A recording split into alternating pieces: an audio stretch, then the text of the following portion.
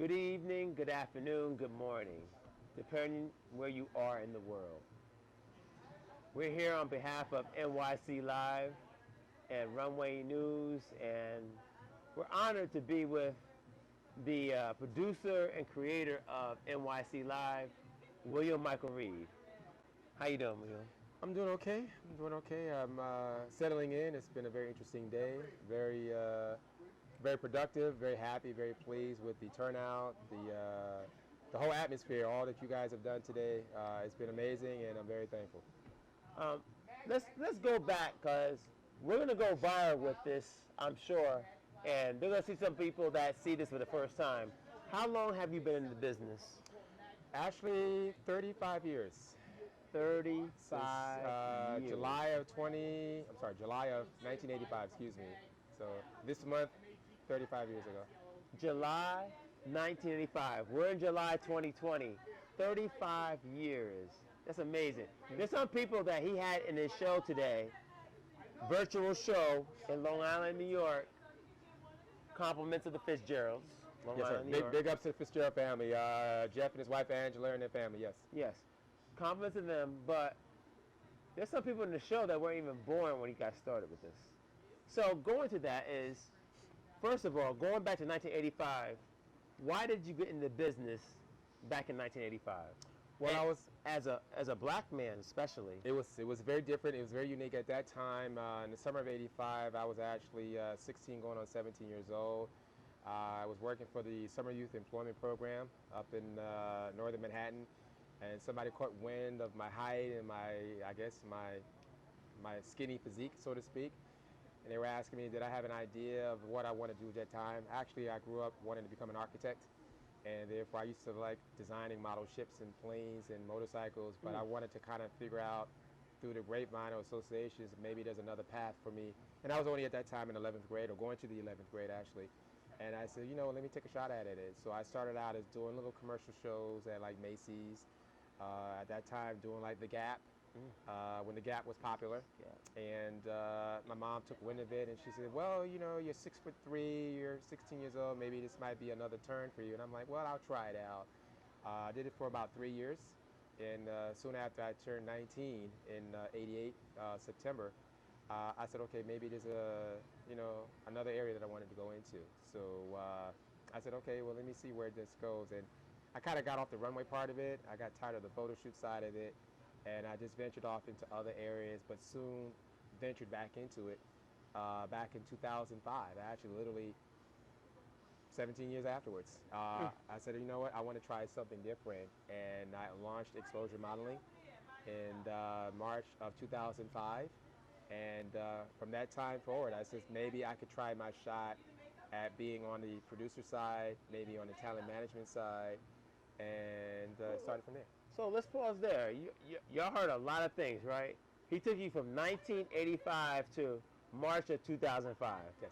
Now, if you're watching this video, you might need to rewind that back and go through that whole spillage, because that's a lot of history. But more importantly, we want to ask you a question. Yes. You've had a platform that you developed going back to 1985. Yes, sir. It didn't really start in 1985. It started in 1985, but you started opening up later. Yes. But you have a platform opening up for models, even designers that are beginning in the game. Why is it that you are so concentrated on helping designers and models who want to get in the game from the ground up? Well, that's very interesting, because having to deal with models and therefore the like, from the backstage preparation, first of all, when you go on auditions, from auditions to castings to fittings to eventually the days of the show, I would see a progression over a period of weeks and months and eventually years, where you're dealing with generational changes, egos, people want to get a start in the game, and eventually those who were kind of fixed into the circle, they had to kind of keep up with the Joneses, keep up with the times, so therefore keep their brands fresh. And I learned the arts of making sure that your presentation was always reinventing oneself. I used to call it the Madonna effect, because I was a big Madonna fan. And from dealing with Madonna, and I just liked this video Vogue when it first came out in 1990, which was only 5 years after I started. So I was into more visuals. and dealing with designers who were all about their brands, dealing with hairstylists and makeup artists for whom were also about their brands. Models are a brand unto themselves. Yes. I ventured into wanting to see how the media would cover it. So I started learning how photographers work, how videographers work, and I know there are two different stipulations between those two entities in and of itself. Then I started dealing with talent managers, producers of shows, agents, talent managers to agents to actually modeling agencies. So having to learn areas of interest that sparked my or piqued my thought process, I wanted to therefore not be boxed in. And so learning different facets of production, being a gopher, to being an assistant producer, to casting direction, working with shows like Rip the Runway, Couture Fashion Week, So Blitz. can we There's stop right there's a lot. there? Yeah. Did y'all hear that? He gave you, if you had to rewind this back, he gave you a blueprint of how he started out from the very bottom and to where he's at right now. We're not going to remind you right now, but go back and rewind this videotape. You heard him, and he gave you the steps that he went through, right? Yes. To get where he's at now. There's no easy process, and he just talked about it. So share again, going where you're going forward. I just wanted to interrupt that because that was an important part for people in the space, I think, that are looking to be designers, fashion, and producers. He's a producer, and William Michael is a producer, and he has a big brand. So if you want your own brand, he's telling you how to do it in this space. So listen, going forward from that point forward, 2005, he said, March 2005. Well, in the spring of 2005, just from a chronological order standpoint, March of 2005, I flew out to LA where I used to live at. I went to college in LA. I lived out there for 7 years in Burbank, California. And I was just out there attending an LA Fashion Week event. And if some of you may remember, there was a film called Coming to America, written and directed and featured Eddie Murphy. There was a woman who appeared in the show, or in this case the movie, named Shari Headley.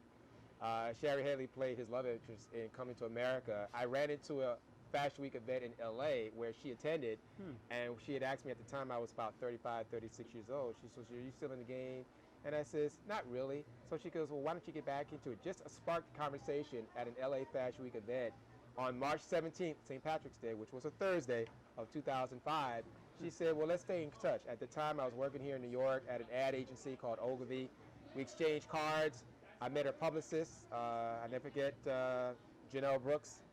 Big shout out to Janelle representing Jamie Foxx to this day. Shout out Janelle And Brooks. she said, "Look, when I come to New York, we need to do some things." So that summer of 2005, I said, "You know what?" I talked to many people, and they say, "Well, what are you trying to do?" I said, "I want to get into talent management." Never managed any. I didn't even know how to manage myself. Nice. But I knew what shows were about, how to put together. I knew what it's like to somehow work with talent who wanted to get their start. Designers who were looking to place their brands in certain areas that were warranted, needed, but sometimes shunned, because the industry is very cliquish. It's not about what you know, it's who you know, and also how well they know you before you can get your foot through the door. Exactly. So as 2005 went along, there was a restaurant called, which is no longer in existence, Justin's.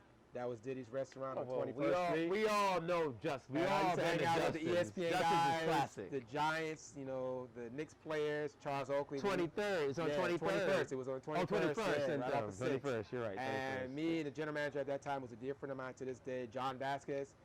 We got to talking about bringing talent through Justin's at the time. And over a period of time, I started meeting singers and dancers and models and actors and designers. And they would come through Justin's and they would give my card out to people like, "Hey, you got to talk to this guy."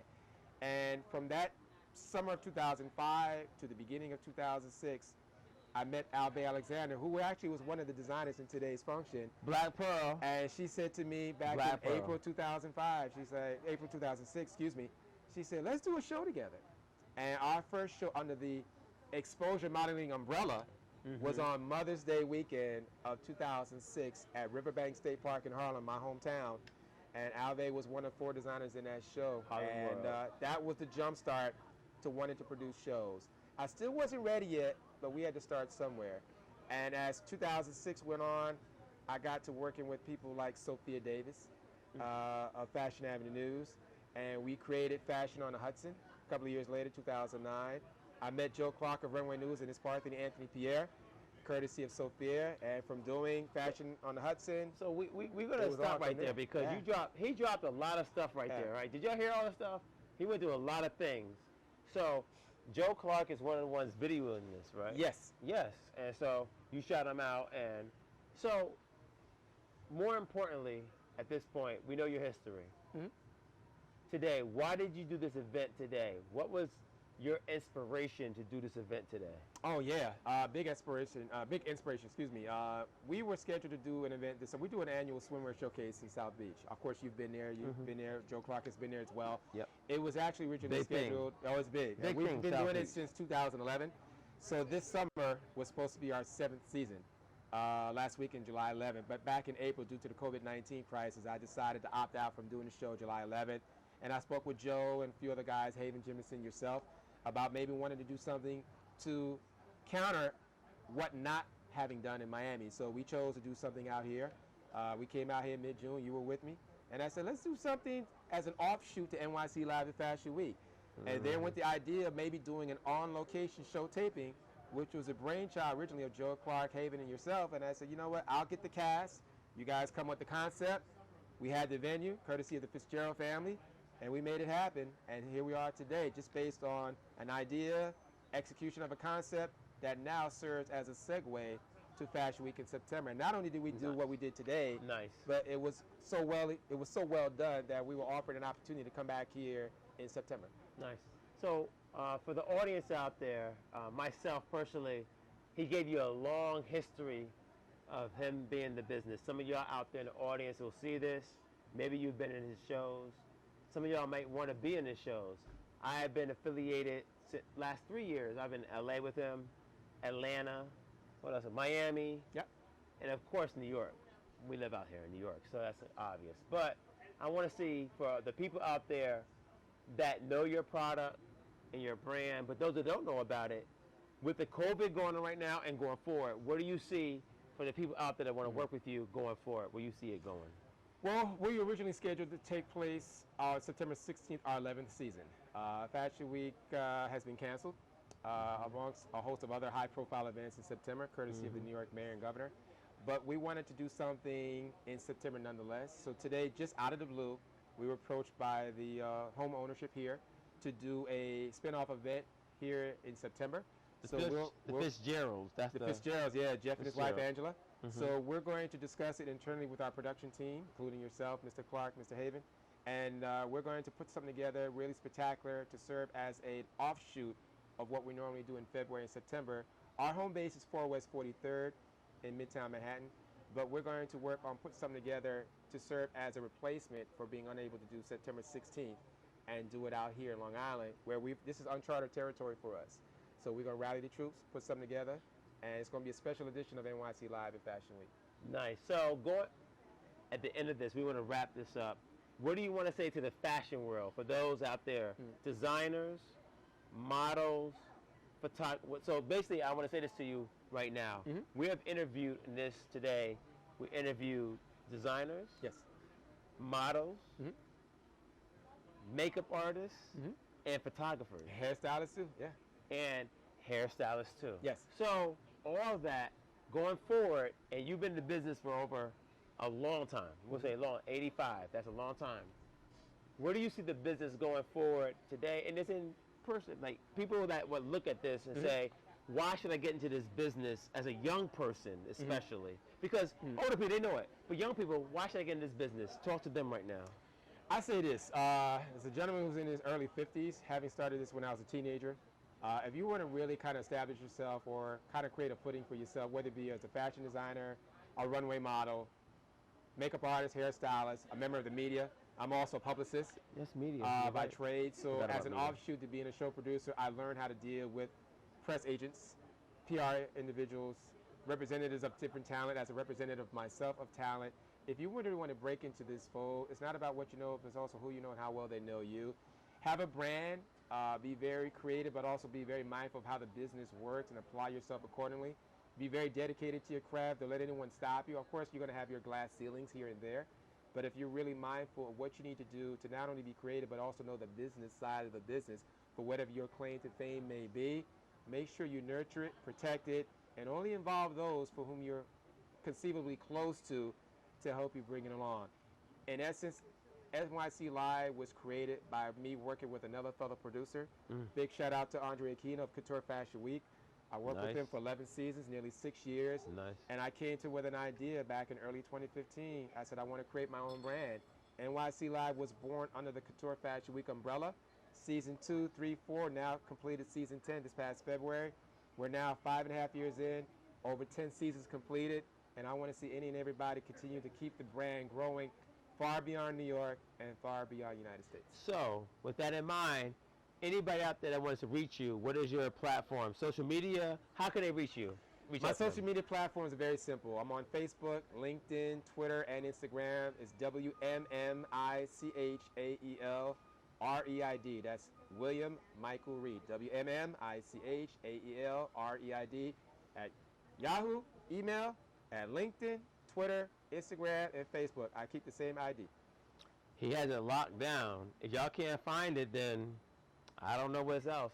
Hey, we would appreciate and thank you so much. You're welcome. For the opportunity that we had today and what you put on here today.